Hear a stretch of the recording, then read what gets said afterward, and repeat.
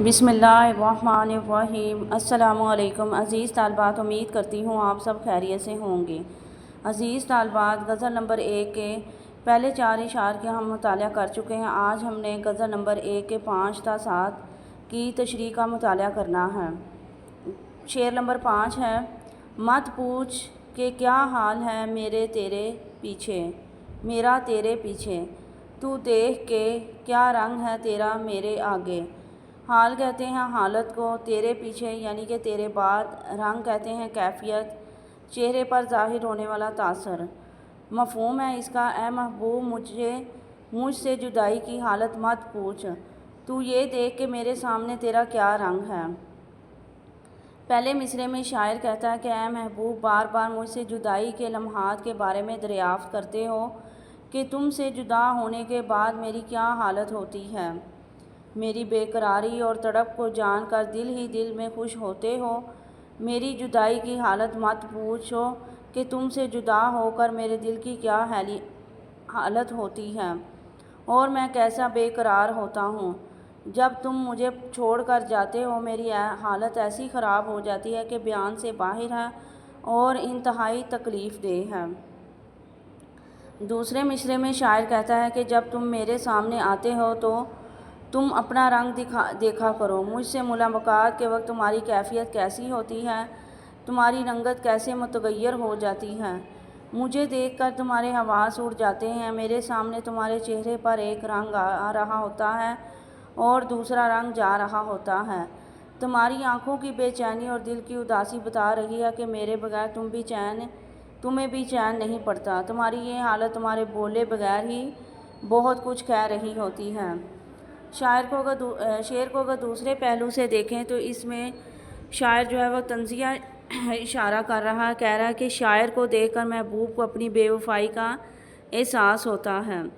अपने किए गए जुल्म और ज़्यादती को देखकर इसका रंग मुतगैर हो जाता है और इसका ज़मीर इसे मलामत करता है और कसूरवार ठहराता है। इसकी ये हालत इसके चेहरे से नुमायाँ हो रही है। चनाचे मुझसे ये मत पूछो कि तुम्हारे बाद मेरा क्या हाल होता है, बल्कि तुम ये देखो कि मुझे देखकर तुम्हारी क्या हालत होती है। शेर नंबर 6 है, इमाम मुझे रोके है जो खींचे है मुझे कुफर, काबा मेरे पीछे है कलीसा मेरे आगे। काबा मक्का में वाक़या मुसलमानों का मुक़द्दस शहर, कलीसा कहते हैं ईसाइयों की इबादत गाह को। मफ़हूम है इस शेर का, मैं एक अजीब कशमकश में मुब्तला हूँ कि एक तरफ काबा है और दूसरी जानिब गिरजा है। कुफर मुझे अपनी जानिब खींच रहा है और ईमान मुझे इधर जाने से रोकता है। इस शेर में शायर कहते हैं कि इंसान जो है वो खैर व शर का मजमुआ है। इसके अंदर नेकी और बदी की सलाहियत वदियत की गई है।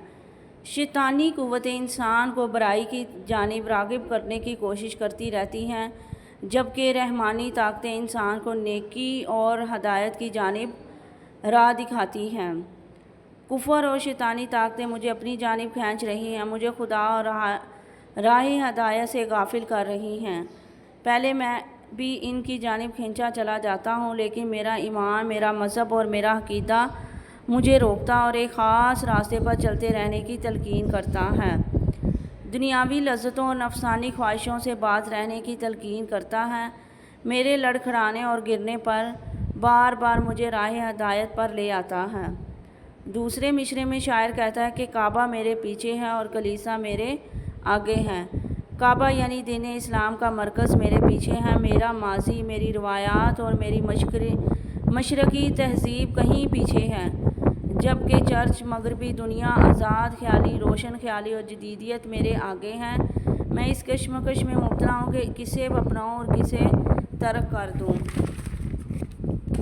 शेर में कलीसा सिर्फ़ मसीही इबादत गाहों को नहीं कहा जाता, बल्कि मगरबी तहज़ीब की अलामत के तौर पर भी इस्तेमाल होता है। इसी तरह काबा सिर्फ मुसलमानों की इबादत गाह नहीं, बल्कि पूरी मशरक़ी पाक तहज़ीब की अलामत के तौर पर भी इस्तेमाल हुआ है।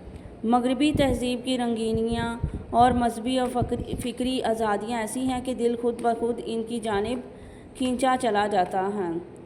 चनाचे ये मगरबी तहज़ीब व तमद्दुन मुझे अपनी जानिब खींच रहा है।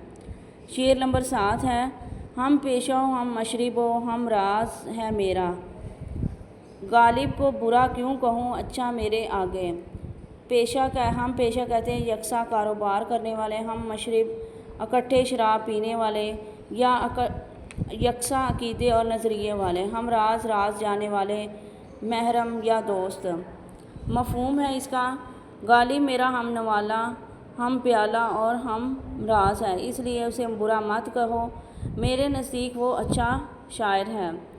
اس شعر میں لگتا ہے کہ جیسے شاعر جو ہے وہ اپنے قریبی دوست کی بات کر رہا ہے۔ پہلے مصرعے میں شاعر کہتا ہے کہ وہ میرا ہم پیشہ ہے، ہم ایک ہی پیشے یعنی شاعری سے تعلق رکھتے ہیں، وہ میرا ہم مشرب بھی ہے، میرے اور اس کے خیالات و نظریات میں بھی ہم آہنگی ہے، وہ میرا ہم مذہب اور ہم عقیدہ ہے، وہ میرا ہم راز بھی ہے، میرا محرم اور میرا قریبی دوست ہے، وہ ہر لحاظ سے میرا ہم خیال اور اپنا ہے۔ دوسرے مصرعے میں شاعر خود سے مخاطب ہو کر کہتا ہے کہ غالب کو برا بھلا کیوں کہتے ہو، میری نظر میں وہ ایک اچھا انسان ہے، جب وہ میری ذات کے اتنا قریب ہے اور مجھ سے خیالات رکھتا ہے، میری زندگی کا حصہ ہے، تو تم اسے میرے سامنے برا کیسے کہہ سکتے ہو؟ اگر اسے برا کہتے ہو تو گویا مجھے برا کہتے ہو، اس پر تنقید دراصل مجھ پر ہی تنقید ہے۔ اگر شعر کو دوسرے پہلو سے دیکھیں تو یہاں شاعر نے معاصرانہ چشمے سے کام لیا ہے۔ ایک ہی زمانے کے دو مشہور شعراء کے درمیان ادبی مارکہ آرائی اور مقابلہ بازی کو معاصرانہ چشمے کہتے ہیں۔ غالب کے زمانے میں مشہور شاعر ابراہیم ذوق بھی تھے، جو غالب سے پہلے بہادر شاہ ظفر استاد کے استاد تھے۔ غالب اور مرزا ذوق میں ادبی مارکے کے برپا رہتے تھے۔ اس شعر میں بھی غالب نے معاصرانہ چشمے سے کام لیتے ہوئے درپردہ ابراہیم ذوق پر تنقید کی ہے اور مصرع ثانی میں ذوق کی بجائے اپنا نام لکھ کر لطف پیدا کیا ہے۔ عزیز طالبات، امید کرتی ہوں آپ کو ان اشعار کی تشریح اچھے سے سمجھ آ گئی، آپ نے اس کو اچھے سے یاد کرنا ہے۔ اپنا بہت سا خیال رکھیے گا۔ اللہ حافظ۔